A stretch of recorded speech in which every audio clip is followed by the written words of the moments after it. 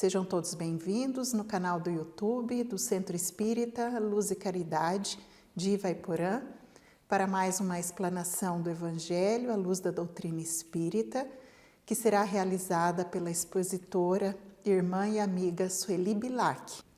O texto para o trabalho de hoje está em Fonte Viva, psicografia de Chico Xavier pelo Espírito Emmanuel, intitulado Esmola. Dai antes esmola do que tiverdes. Jesus está em Lucas, capítulo 11, versículo 41. A palavra do Senhor está sempre estruturada em luminosa beleza que não podemos perder de vista. No capítulo da esmola, a recomendação do Mestre dentro da narrativa de Lucas merece apontamentos especiais. Dai antes esmola do que tiverdes. Dar o que temos é diferente de dar o que detemos. A caridade é sublime em todos os aspectos sob os quais se nos revele e em circunstância alguma devemos esquecer a abnegação admirável daqueles que distribuem pão e agasalho, remédio e socorro para o corpo, aprendendo a solidariedade e ensinando-a.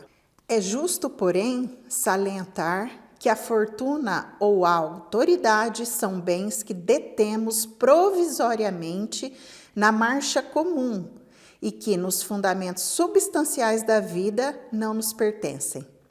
O dono de todo o poder e de toda a riqueza no universo é Deus, nosso Criador e Pai, que empresta recursos aos homens segundo os méritos ou as necessidades de cada um. Não olvidemos, assim, as doações de nossa esfera íntima e perguntemos a nós mesmos: que temos de nós próprios para dar? Que espécie de emoção estamos comunicando aos outros? Que reações provocamos no próximo? Que distribuímos com os nossos companheiros de luta diária? Qual é o estoque de nossos sentimentos? Que tipo de vibrações espalhamos? Para difundir a bondade, ninguém precisa cultivar riso estridente ou sorrisos baratos. Mas, para não darmos pedras de indiferença aos corações famintos de pão da fraternidade, é indispensável amealhar em nosso espírito as reservas da boa compreensão, emitindo o tesouro de amizade e entendimento que o Mestre nos confiou em serviço ao bem de quantos nos rodeiam, perto ou longe. É sempre reduzida a caridade que alimenta o estômago, mas que não esquece a ofensa, que não se dispõe a servir diretamente ou que não acende luz para a ignorância. O aviso do instrutor divino nas anotações de Lucas significa: dai esmola de vossa vida íntima, ajudai por vós mesmos, espalhai alegria e bom ânimo, oportunidade de crescimento e elevação com os vossos semelhantes. Sede irmãos dedicados ao próximo, porque em verdade o amor que se irradia em bênção de felicidade e trabalho, paz e confiança é sempre a dádiva maior de todas. Nesse clima de harmonia, vamos rogar ao Pai, nosso Criador de amor e bondade, misericordioso, que esteja conosco no trabalho desta noite, nos abençoando e permitindo que nossas consciências se elevem para receber a mensagem do Mestre Jesus. Rogamos ainda aos espíritos amigos que nos ajudam no trabalho de hoje, que inspirem a nossa irmã expositora da noite, Sueli Bilac, e que possamos internalizar suas mensagens e que possamos praticá-las em nosso dia a dia. Que assim seja. Olá, sejam muito bem-vindos a mais uma explanação do Evangelho segundo o Espiritismo. Hoje vamos falar sobre o capítulo 13, Fazer o bem sem ostentação. Itens 1 a 3. O item 1 diz o seguinte: tende cuidado em não praticar as boas ações diante dos homens, para serem vistas, pois, do contrário, não recebereis recompensa de vosso Pai que está nos céus. Assim, quando derdes esmola, não façais tocar a trombeta diante de vós, como fazem os hipócritas nas sinagogas e nas ruas para serem louvados pelos homens. Digo-vos em verdade que eles já receberam sua recompensa. Quando derdes esmolas, não saiba a vossa mão esquerda o que faz a vossa mão direita, a fim de que a esmola fique em segredo, e vosso Pai, que vê o que se passa em segredo, vos recompensará. Mateus, capítulo 6, versículos 1 a 4. O item 2 diz: tendo Jesus descido do monte, grande multidão o seguiu. Ao mesmo tempo, um leproso veio ao seu encontro e o adorou, dizendo: Senhor, se quiseres, poderás curar-me. Jesus, estendendo a mão, o tocou e disse: quero-o, fica curado. No mesmo instante, desapareceu a lepra. Disse-lhe então Jesus: abstém-se de falar disto a quem quer que seja, mas vai mostrar-te aos sacerdotes e oferece o dom prescrito por Moisés, a fim de que lhes sirva de prova.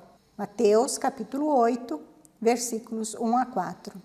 O item 3, em fazer o bem sem ostentação, há grande mérito. Ainda mais meritório é o ocultar a mão que dá. Constitui marca incontestável de grande superioridade moral. Porquanto, para encarar as coisas de mais alto do que o faz o vulgo, mister se torna abstrair da vida presente e identificar-se com a vida futura. Numa palavra, colocar-se acima da humanidade para renunciar à satisfação que advém do testemunho dos homens e esperar a aprovação de Deus. Aquele que prefere ao de Deus o sufrágio dos homens, prova que mais fé deposita nestes do que na divindade, e que mais valor dá à vida presente do que à futura. Se diz o contrário, procede como se não cresce no que diz. Quantos há que só dão na esperança de que o que recebe irá bradar por toda parte o benefício recebido? Quantos os que, de público, dão grandes somas e que, entretanto, as ocultas não dariam uma só moeda? Foi por isso que Jesus declarou: os que fazem o bem ostentosamente já recebem sua recompensa. Com efeito, aquele que procura sua própria glorificação na terra, pelo bem que pratica, já pagou a si mesmo. Deus nada mais lhe deve, só lhe resta receber a punição do seu orgulho. Não saber a mão esquerda o que dá a mão direita é uma imagem que caracteriza admiravelmente a beneficência modesta. Mas, se há a modéstia real, também há a falsa modéstia, o simulacro da modéstia. Há pessoas que ocultam a mão que dá, tendo, porém, o cuidado de deixar aparecer um pedacinho, olhando em volta para verificar se alguém não o terá visto ocultá-la. Indigna paródia das máximas do Cristo. Se os benfeitores orgulhosos são depreciados entre os homens, que não será perante Deus? Também esses já receberam na terra sua recompensa. Foram vistos, estão satisfeitos por terem sido vistos. É tudo o que terão. E qual poderá ser a recompensa do que faz pesar os seus benefícios sobre aquele que os recebe? Que lhe impõe, de certo modo, testemunhos de reconhecimento que lhe faz sentir a sua posição, exaltando o preço dos sacrifícios a que se volta para beneficiá-lo. Para esse, nem mesmo a recompensa terrestre existe, porquanto ele se vê privado da grata satisfação de ouvir bendizer-lhe o nome, e é esse o primeiro castigo do seu orgulho. As lágrimas que seca por vaidade, em vez de subirem ao céu, recaíram sobre o coração do aflito e o ulceraram. Do bem que praticou, nenhum proveito lhe resulta, pois que ele o deplora, e todo benefício deplorado é moeda falsa e sem valor. A beneficência praticada sem ostentação tem duplo mérito. Além de ser caridade material, é caridade moral, visto que resguarda a suscetibilidade do beneficiado, faz-lhe aceitar o benefício sem que seu amor próprio se ressinta e salvaguardando-lhe a dignidade de homem. Porquanto aceitar um serviço é coisa bem diversa de receber uma esmola. Ora, converter em esmola o serviço pela maneira de prestá-lo é humilhar o que o recebe, e em humilhar a outrem há sempre orgulho e maldade. A verdadeira caridade, ao contrário, é delicada e engenhosa, no dissimular o benefício, no evitar até as simples aparências capazes de melindrar, dado que todo atrito moral aumenta o sofrimento que se origina da necessidade. Ela sabe encontrar palavras brandas e afáveis que colocam o beneficiado à vontade em presença do benfeitor, ao passo que a caridade orgulhosa o esmaga. A verdadeira generosidade adquire toda a sublimidade. Quando o benfeitor, invertendo os papéis, acha meios de figurar como beneficiado diante daquele a quem presta serviço. Eis o que significam essas palavras: não saiba a mão esquerda o que dá à direita. E por que temos que cuidar para não fazermos propaganda de nossas boas ações? Porque elas só interessam a Deus e a nós mesmos. Porque são o reflexo de nossa evolução espiritual. Porque os outros não vão dar a elas o mesmo valor que Deus dá. São apenas ações. E se tivermos os aplausos dos homens, já teremos a nossa recompensa. E Deus não precisará mais nos recompensar. Quando fazemos algo bom por alguém, teremos ou não o seu agradecimento. Mas a recompensa real é o nosso bem-estar. É o que sentimos de prazer em ajudar. Fazer o bem traz boas recompensas, não materiais, mas morais. Nos sentimos leves, com sensação de dever cumprido. Mas, se ostentamos as boas ações para que os homens as conheçam, fica um vazio, como se não estivéssemos satisfeitos. Falta algo que não sabemos onde encontrar. Fazer o bem é para o nosso íntimo. Ganha mais quem ajuda do que quem é ajudado. Se o bem for feito de forma espontânea, apenas com o objetivo de ajudar e não de se promover perante a sociedade, o benfeitor será o maior beneficiado. Estará ganhando em elevação moral. Estará seguindo os ensinamentos de Jesus da melhor forma. Podemos fazer a caridade simplesmente e podemos fazer a caridade moral, que é o que fazemos pensando em ajudar sem constranger o beneficiado, sem que ele se sinta humilhado. Ajudar apenas pelo prazer de ser útil. Ficar feliz por melhorar a situação de um semelhante. Esta é a caridade moral. Caridade sem ostentação tem duplo retorno: o de termos ajudado alguém e o de estarmos nos elevando espiritualmente. Não estaremos ferindo o amor próprio do beneficiado, respeitando a sua dignidade humana, porque vale mais um serviço do que uma esmola. Se a ajuda se transforma em esmola pela forma que é feita, humilha quem a recebe, o que acaba sendo um ato de orgulho e até maldoso. A verdadeira caridade é habilidosa, disfarçada, para evitar constranger o beneficiado. É feita com palavras doces e carinhosas, o que faz com que o beneficiado se sinta à vontade para receber, se sentindo agradecido, mas não humilhado. Por isso a frase que a mão esquerda não saiba o que faz a direita.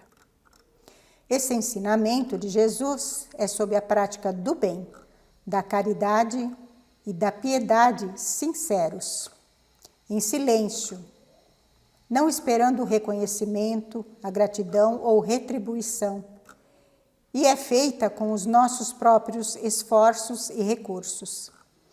Teremos sim a aprovação e reconhecimento de Deus, e a recompensa virá, mais cedo ou mais tarde, com a nossa evolução moral e espiritual. Este é o caminho para a perfeição, já que sabemos que somos seres imortais, destinados à felicidade plena.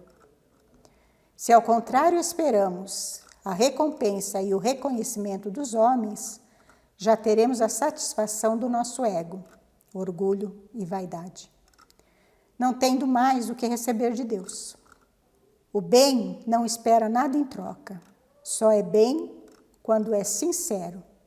Fazer o bem sendo um favor, um serviço, um gesto, uma oração, deve ser em segredo e espontâneo. O Pai que vê tudo é a nossa consciência. Não deixar que a mão esquerda veja o que a direita faz é controlar o ego, o orgulho e a vigilância moral. É praticar o bem sem impor condições. Quando pensarmos em ajudar alguém, tentemos nos colocar no lugar da pessoa, imaginar como nos sentiríamos na situação dela. Gostaríamos de nos sentirmos humilhados, constrangidos? Então, é fazer aos outros o que gostaríamos que nos fizessem e como gostaríamos que fizessem. Para fazer o bem basta a vontade.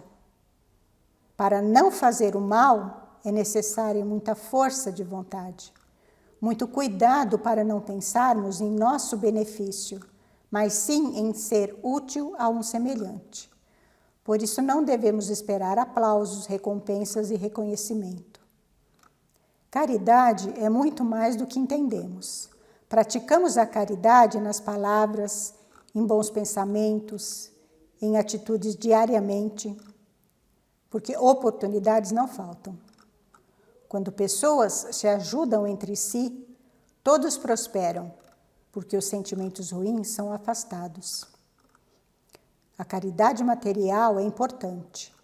Ajudar a quem não tem o básico para a sua sobrevivência, oferecendo roupas, alimentos e até recursos financeiros, mas não podemos nos descuidar da caridade moral, que significa respeito ao próximo, entendendo suas necessidades, lembrando que poderiam ser nossas necessidades também.